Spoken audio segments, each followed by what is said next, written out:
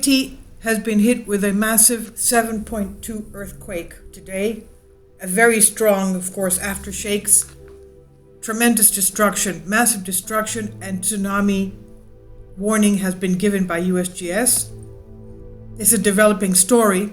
Haiti hit by a major 7.2 earthquake today, causing homes and other buildings to collapse across the Caribbean country, and tsunami threat to be issued with waves between 3 to 10 feet above tidal level possible. And according to USGS, there is a 35% chance that fatalities range between 1,000 to 10,000, as well as a 35% chance of economic losses in the tens of millions, according to the Mirror.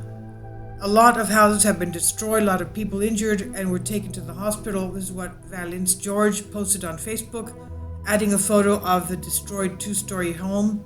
Across the Miami Herald, a lot of aftershocks are still taking place. The earthquake, which was stronger than the 2010 7 magnitude quake, which struck and killed 300,000 people, struck northeast of Saint Louis du Sud. The 5.2 aftershock felt around 20 miles after the first, some 12 miles from Cavaillon. The Prime Minister's office said the emergency response had been activated and were assessing the damages, which primarily reports suggest that the Grand Anse and southern regions of the country near the peninsula. Images shared on social media showed collapsed homes and the Catholic cathedral in the city, in the town of Les Angeles, which is a part of the Jeremy in the Grand Anse region, turned to rubble. Destruction was also reported in the coastal city of Les Cayes after the ground shook at 8:29 a.m. And this is still a developing story. Let's take a look at the frequency maps and what is going on there right now with the aftershocks.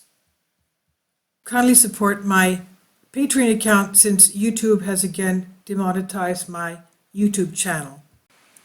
The daily posts are 5 videos daily, and they are totally different from what I have on my YouTube channel. Thank you so much for your support and that you find all my content so interesting. You'll find the Patreon account details in the description box below. This is the location south of Haiti, southwest actually, 7.2 magnitude earthquake. Let's pull out, and this is the, of course, okay, this is all the aftershock. Well, not, these are the ones above 2.5. This is the latest one within the hour, and one person reported feeling it. Of course, most people should be out instead of,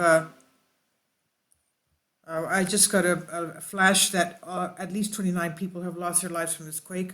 You can see all these aftershocks, which are above 2.5. Now we're going to see the shake map. I'm sure that even Florida shook. But these are, of course, a very unstable area. These are all volcanic islands. And let's remember that a few days ago we had the 8.2 in Alaska. Even this one is large today, 7.9. And then we had the quake in the Philippines. This one here, 7.1. And then yesterday we had the other one here in the South Atlantic, 8.1. And this one here, 7.2. Okay, a lot of very devastating large earthquakes. Of course, this one here, thank goodness, was away from populated areas, but that was 8.2. Obviously, is not good. 8.1, 8.2. The 8.2 in Alaska a few days ago. You know, these quakes are big enough to ring, make the earth ring like a bell. Obviously, the tectonics and the fault lines shake because of these tremendous amount of huge earthquakes. And what's this one? This is another one in the North Atlantic, in the Atlantic Ocean, the Mid-Atlantic Trench. But let's go to the shake map.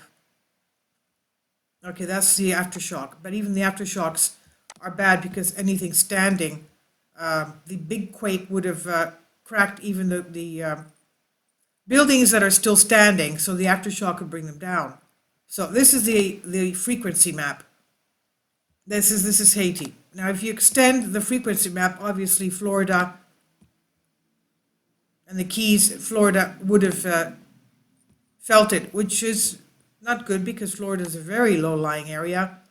Basically, sediment from what you all just say, sedimented from a glacier. Okay, so that, of course, is very low-lying and not good for the area. Okay, so this is the situation. If we pull in, we'll see there's a lot of liquefaction going on there. Let's pull in a little bit. There it is, that blue area. Okay, this blue area here, purple, blue, and red, is liquefaction. Let's go back to this, liquefaction, okay? Liquefaction, you can see any buildings built there obviously would have not had a very solid ground. And let's go back to the aerial.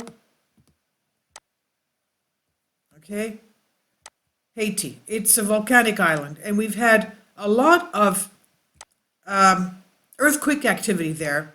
Slowly, daily, weekly. Not good, obviously. Let's go to this. Pull in again. Okay, into the Caribbean. And Haiti, Puerto Rico has the earthquakes as well. There we are, Puerto Rico. And all these are, of course, all these are volcanic islands here. The Antilles are, of course, volcanic islands. And let's go to our, sorry, I want to pull in again. Pull in so we can read a little bit more about this. A little bit more. Let's go to the tsunami. Tsunami situation. No tsunami warning. Okay, so there was no tsunami threat, thank goodness. Okay, let's go back and see our area right here. Dominican Republic, Port-au-Prince, Haiti. Basically, it's one island divided into two countries. Okay. What did I do? I took you out, sorry. Okay. Extensive diversity and complexity of tectonic regimes in the perimeter Caribbean, involving no fewer than 4 major plates: the North American, South American, the Nazca, and the Cocos. Inclined zones of deep earthquakes, ocean trenches, arcs of volcanoes clearly indicate subduction of oceanic lithosphere along the Central American and Atlantic Ocean margins of the Caribbean plate. And while crustal seismicity, Guatemala, northern Venezuela, Cayman Ridge, and Cayman Trench indicate transform fault and pull apart basin tectonics. Now, along the northern margin of the Caribbean plate, the North American plate moves westward with respect to Caribbean at a velocity of about 20 millimeters a year. Motion is accommodated along several major transform faults. Now, you can read this. It's very detailed, of course. The plate boundaries, references. Now, the boundary between Cocos and Nazca plates characterized by series of north-south trending transform faults, east-west trending spreading centers. The largest and most seismically active of these transform boundaries, Panama Fracture Zone, terminates in the South Galapagos Rift, where it forms part of the Cocos-Nazca Caribbean Triple Junction. Earthquakes along the Panama Fracture Zone are generally shallow, low to intermediate, magnitude 7.2, are characteristically right lateral strike-slip faulting earthquakes. Since 1900, the largest earthquake to occur along the Panama Fracture Zone was July 26, 1962, 7.2 earthquake. So this is up there with that. Okay, it's a strike-slip fault. So we have to be very careful, even people in Florida, Puerto Rico, obviously. And we know Florida is very, very low-lying, very sandy. So, this is obviously a lot of water underneath. Obviously, this is not good. We've had a lot of very big earthquakes in the past few days. Something is going on here.